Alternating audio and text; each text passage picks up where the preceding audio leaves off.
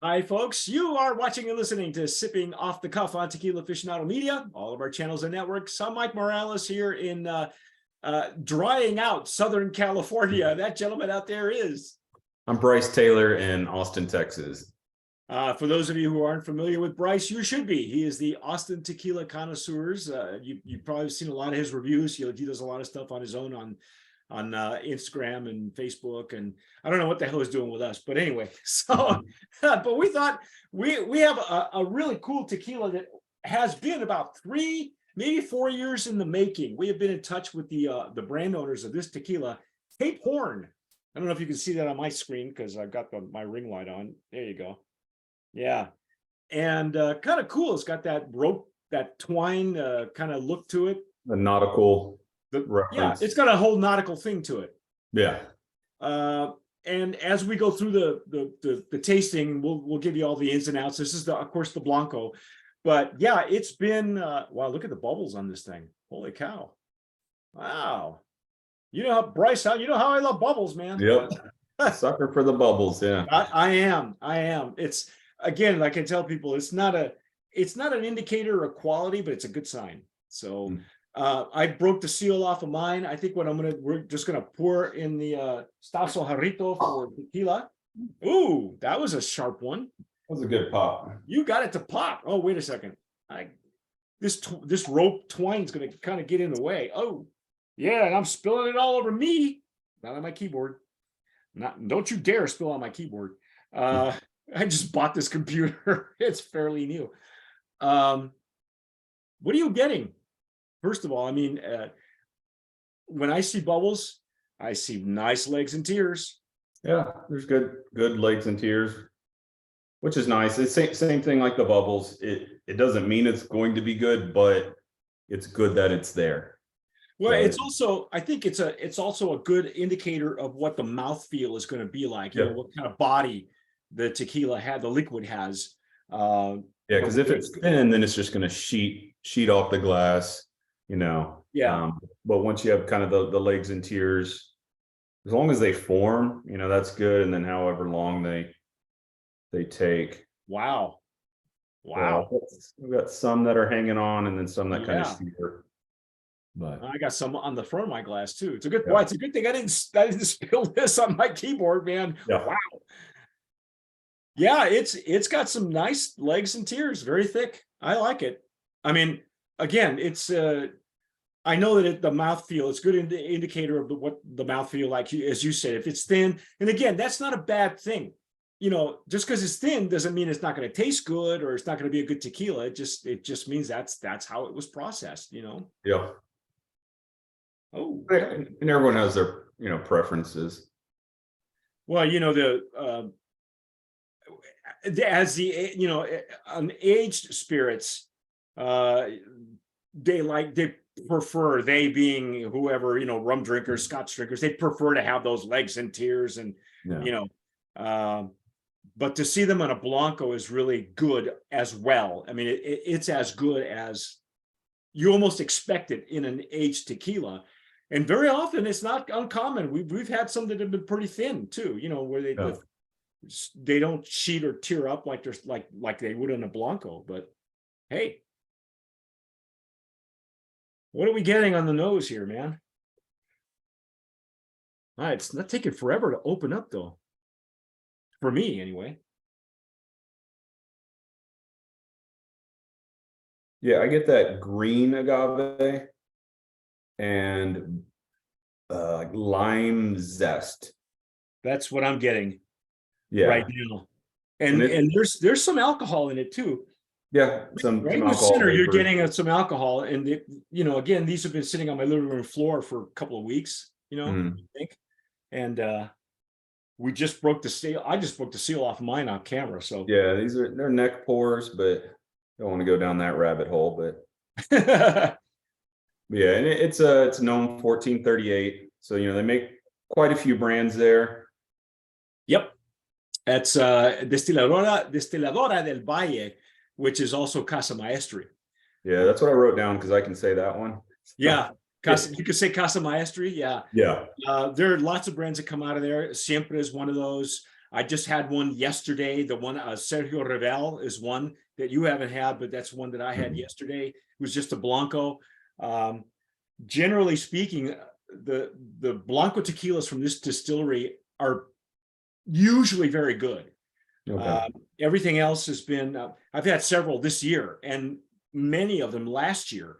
I think Celaya is another one that Araceli and I tasted actually together, and that comes out of this distillery. So it's a maquiladora, folks. Yeah. Not a bad thing. There's some good reputable ones out there. I mean, Casa Noble, the La Cofradía.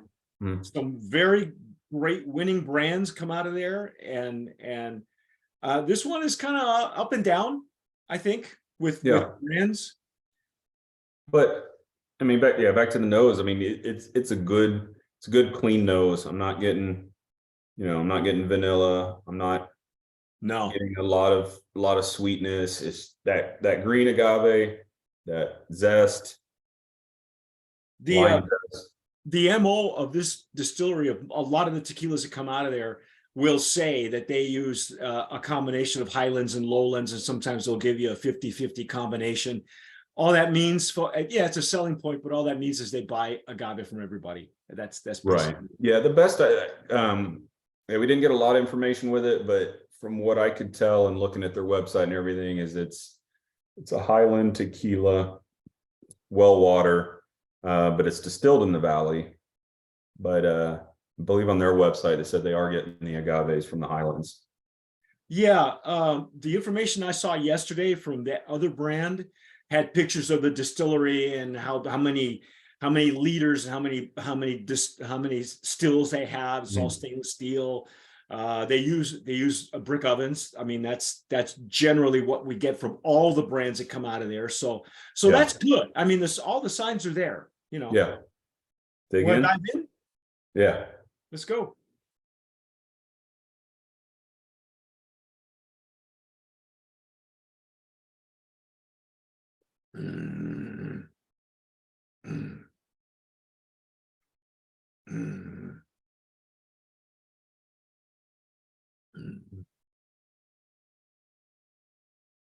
That's just being my first pass. I don't necessarily trust it that, the first pass. No, it's my first sip of a spirit. So yeah. But so far, I mean, nothing off on it. No, it's got some good pepperiness on it, on the flavor.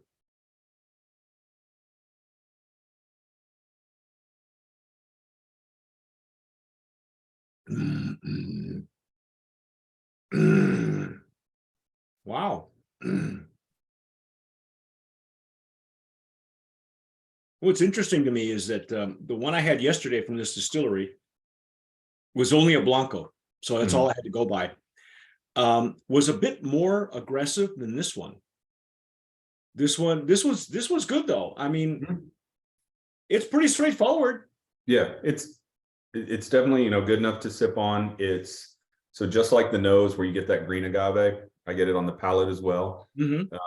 I do get some sweetness on the palate that I didn't really get on the nose. Right. But not overly sweet. And then, I get that peppery, a little bit of citrus, kind of not as sharp as the the citrus, like the oils or zest. Right. But it's still present. And then, that nice peppery that kind of goes in that mid palate into the finish. So overall, good Blanco. I've got a price point here, $59.99. And I think that's their website. So I don't know where they're at. I don't know where they're at retail wise, but I'm showing their website there, $59.99. So that's a MSRP. So normally if it hits your stores, you can find it, a little cheaper is kind of like this. This is like I said, I didn't expect anything unusual in the Blancos. Generally speaking, all the Blancos I've had from this distillery are solid, from Siempre to, I've had one called Calavera, was one of our favorites for a long time. The one I had yesterday, I would say that the one from yesterday, Sergio Revel, if I were to combine, if I were to do a side by side, or a Blanco tequila from the same distillery, I think that was a little bit more aggressive, And again, I don't do anything unusual with them. I mean, they sit on my living room floor at climate controls, for Right. a few weeks. But this one is a bit more peppery. I think the one I had yesterday had a bit more of the baked agave nose to it that I'm not getting on this one. It's one-sided for me right now. And I don't know if it's because it's taken forever to open up. It could be, Yeah, sometimes they do that. And even just with having, a little bit, or, maybe have a second pour and just kind of get it down. Yeah. Let it sit a week, come back. It might open up again because, everything has to kind of rebalance, in the bottle itself. So they do change over time. Yeah, a lot of people aren't aware that the tequila does that. I'm not sure about other spirits because I'm not a big whiskey guy or Scotch guy. I mean, that I depend on some of the other TJs who are more into that,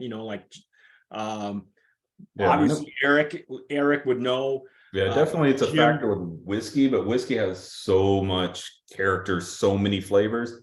I don't think it's as sensitive as tequila is to it, if that makes sense. Yeah. I have heard, and there are many people who have told me just mentors of mine, is that tequila is a very capricious spirit because it'll turn on you. It just keeps evolving. And I think it's because it is coming from a plant. I mean, it makes sense to me. It's not a grain. It's not it's not wheat. It's not grain. It's not vodka. At least to my knowledge, I don't think that this distillery has a diffuser on site. That doesn't mean that they don't buy juice from other people, because they can. Right. But this is a solid tequila, man. I mean, you're the cocktail guy. What do you think? Oh yeah, for sure. It's got enough of that punch. So you can definitely put it in, margarita. I mean, any of your tequila cocktails. As a matter of fact, the tasting I did yesterday with Rick, I said to him that it was enough character in that Blanco. There was a little bit more depth on that one than this one. I'm not sure why. And that's okay. That's all right. Everybody deserves a separate recipe. And I told Rick, I go, you should try this in a ranch water. And he didn't even know what that was. He looked it up and he goes, and he texted me after we stopped recording, and he said, "You're right. It's really good in the more character in the Blanco, the more you can do stuff with it. Like in Texas, it's Topo Chico and or ice or something." Yeah, I mean, that's where the ranch water pretty much started. Yeah. Yeah. And I would say you need a bold tequila for ranch water. It's not my favorite cocktail. It's a little boring for me, but yeah. but yes, a good flavorful Blanco would really help out a ranch water. Okay. But when I'm making a cocktail, I want that spirit to be forward. So the ranch waters are a little muted for me, but that's why it never pops in my mind. But yeah, even this would do well in a ranch water. Yeah. I just typically add a little extra lime and maybe some salt on it. I just like bold flavors. So yeah, I could tell you're not the wimpy kind of guy that is a wimpy tequila. This is not a wimpy tequila. It's actually very versatile. I think, what? I think you'll agree with me. I think it's a brand of promise nominee in that Blanco category. It's a solid tequila. Yeah. I don't know about the pricing though. Is it, agave now, you're gonna, I think $50 is pretty much run of the mill these days, isn't it? Yeah, I would have said last year that it's probably a little high, but this year, we're all still trying to figure it out. The shortages hurt with labels, glass, and all of that. So it's not totally out of the ballpark. No, I think it's probably really priced with just about all the other tequilas that are out there as far as Blancos go. Yeah, and they're just getting their product out. So we're lucky that Adam and Taylor were able to get this to us. Mm-hmm. And also they do a lot for veterans and first responders, that have PTSD. Yeah, do they have their own charity for that? Or I know they have I didn't get a chance to do a lot of that because when we first communicated with them, they didn't have any of this, in place. Mm-hmm. But the story is dramatic. I mean, these guys, Taylor and his friends, they almost lost their lives going through. They decided to go on I think they bought a sailboat and wanted to go around Cape Horn, and I think it was a little more traumatic than they thought it would be. And so I remember looking at their website. I think one of the lines is like, if we make it back home, or if we live something to that degree, then what? If we make it through this, what are we going to do next? And so I think they have several founders and a couple partners. And I think the partners are business guys. The founders are mostly veterans. And so I think that's why they, wanted to give back and helping, people with, PTSD. So they do these trips, these sailing trips to where they take, the veterans and first responders and, I think, get them out on the water and, help them in, various ways. I don't know if they have, if everything's just through the Cape Horn label, or if they have a separate, charity, a named charity. Yeah. But, it's about the nautical miles we sail. That's their slogan on the not back. about the number of bottles we sell. It's about the nautical miles we sail. Yeah. So each bottle sold directly contributes to funding outdoor adventures, therapy expeditions for veterans and first responders living with PTSD. So there you go. amazing. Everything you need to know. Plus it's kosher. And every Blanco that comes out of this distillery is kosher. There's been one that isn't. This has got a nice big kosher seal on it too. Yeah, I got the kosher here. So you know what? I say try it. I got there. It's got all the. I'm looking forward to the aged version because they start off with a really solid baseline with the Blanco. Mm-hmm. So that right now we only got the Blanco and the Reposado. I think they're probably aging an añejo, I'm sure. But you know what too? I like their design. I've not seen this kind of bottle. It's not a stock bottle as far as I know. Have you seen this? No, it's not overly complicated, so it's not a fancy bottle. But you're right, it is different. It's a good billboard for they use their space well, I would say. Yeah, and it's got a good hand feel too. It's got it's an easy pour. The old Herradura bottle before Brown-Forman bought it and turned it into Jack Daniels. Yeah, and it doesn't have the little tiny neck. It has little larger neck, which I like, or I don't know, opening. Yeah, just be careful about pouring it because if the rope gets in the way, you're going to spill it. It's going to just So pick what side you want to pour from, but. Yep. Yeah. Overall, easy to handle. Bottle looks great. Sticks out on the shelf. Hey, I'd say good job. Yeah, it's a solid tequila. So that's our take on Cape Horn Blanco. But hang on with us because we've got the Reposado to go after this, and that's the one I'm really looking forward to. Is I do like this packaging. I think it's very, very sharp. They've done a great job. It was nice that we were in contact with them long before they even had a concept for what we're looking at now. So it's kind of neat to see where they've evolved as a company and what they're doing with their money. I think it's awesome. So, but that's our take on Cape Horn Blanco. I'm Mike Morales here in Southern California. That guy out there is Bryce Taylor in Austin, Texas. You've been watching and listening to Sipping Off the Cuff on Tequila Aficionado Media, all of our channels and networks. Don't forget to subscribe. If you're watching us on YouTube, hit the notification bell, give us a like, share the video with other tequila aficionados. You can follow Bryce. What's your handle on Instagram? Yeah, Austin Tequila Connoisseurs. Yep, there you go. So you get it, watch this guy because he's got some really insightful notes.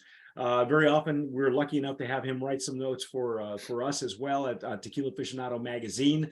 And whatever you do, folks, tomar sabiamente. Sip wisely.